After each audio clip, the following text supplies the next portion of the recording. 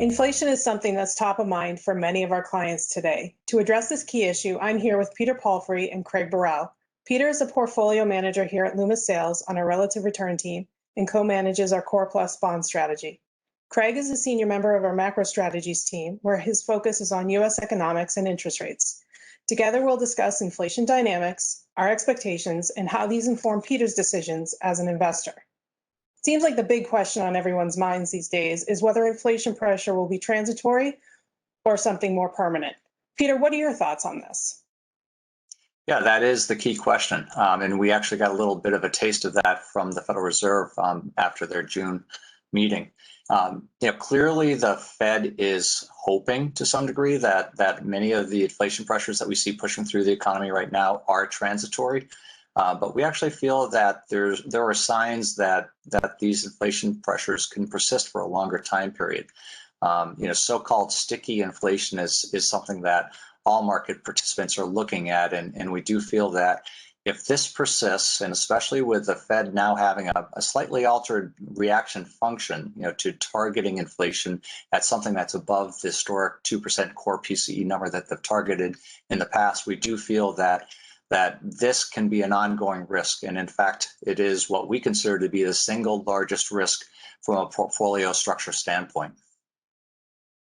We're also thinking about how quickly rates will normalize and what the shape of the yield curve will likely be. Ultimately, that'll help us determine what sector returns that we can anticipate from each of the different portions of the portfolio that we invest in will be, and then also, of course, how best to offer a balanced return objective while maximizing the excess return that we can earn in perhaps less interest rate sensitive sectors. Craig, I'd love to hear your thoughts, the macro team's view on this. Sure. So we look at this from a top-down perspective. Now, after a sharp downturn that we had due to the pandemic, the economy's reopened really like we've never seen before, and that's leading to a surge in demand. So as the recovery continues and we head into expansion within the credit cycle, we expect this higher inflation to be around for some time, but for the most part, we think it will be transitory. Now, the fact that this pandemic has led to an actual reopening means that the traditional dynamic of demand not meeting enough supply is there, but it's even amplified more. So we see strong demand. There's a shortage of certain goods. In some cases, even skilled labor is in shortage. And we think that's leading to high year-over-year inflation prints now, but that period will likely transition away as well. So one thing we did recently as a team is macro strategies met with our bottom-up analysts, the credit analysts at the firm. And we put together a presentation that looks at all the industries that the credit analysts study. And each of them identified what they saw from company management teams in terms of wage pressure or input cost rises. Now, as it turns out, price pressures are seen broadly across most industries. However, the industry analysts also found that those price pressures and wage increases are likely to be very manageable. So we're not all that worried about a hit to profitability over the long term.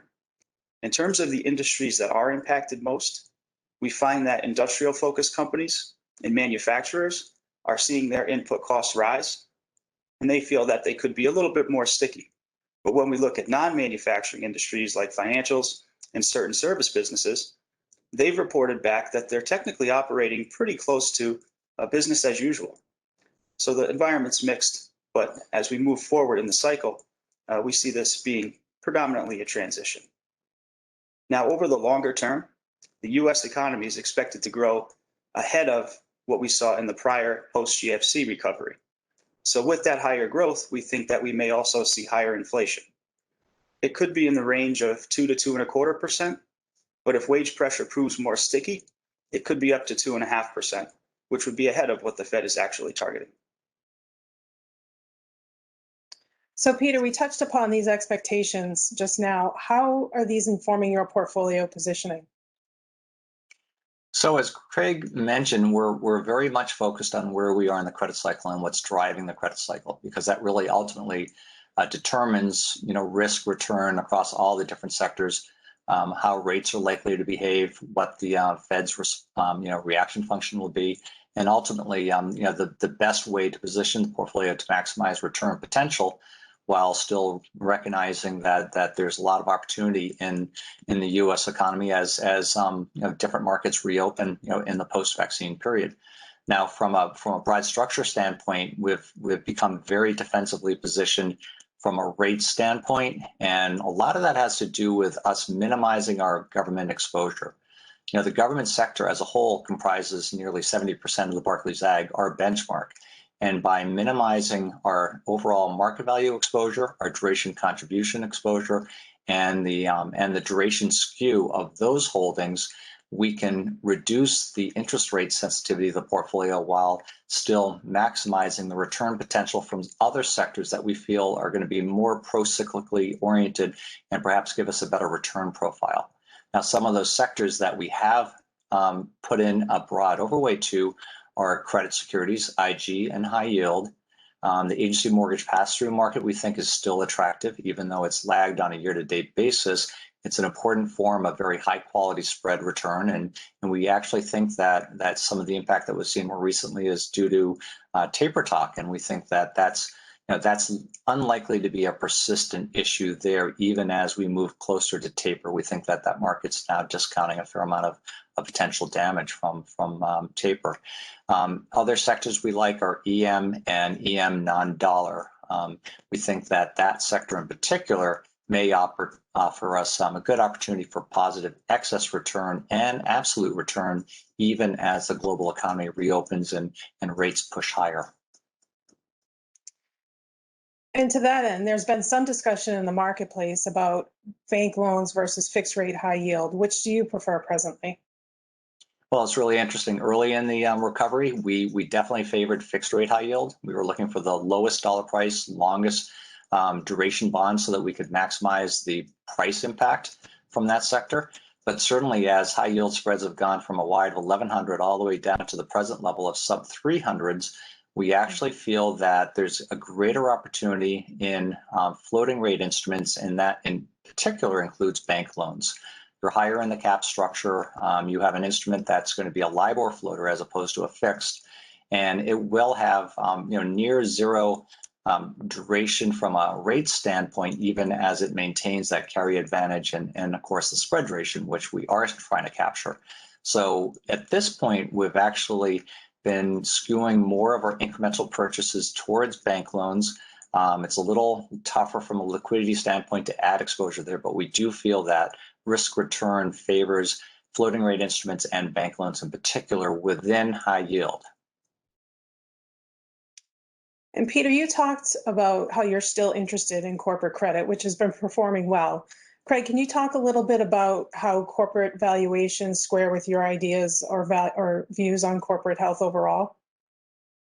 Absolutely. So we monitor credit spreads very closely in both the investment grade and high yield sectors. And we know that those spread levels are near multi-year lows, if not at them. Now, with that, we know leverage is also on the higher side relative to history. But the important piece of this is that debt service costs are still very low and manageable for those companies. So one of our in-house frameworks is called the Corporate Health Index, or the CHIN, and it monitors a number of macroeconomic and financial market indicators to come up with this reading, which compromises the index, both for present and historic.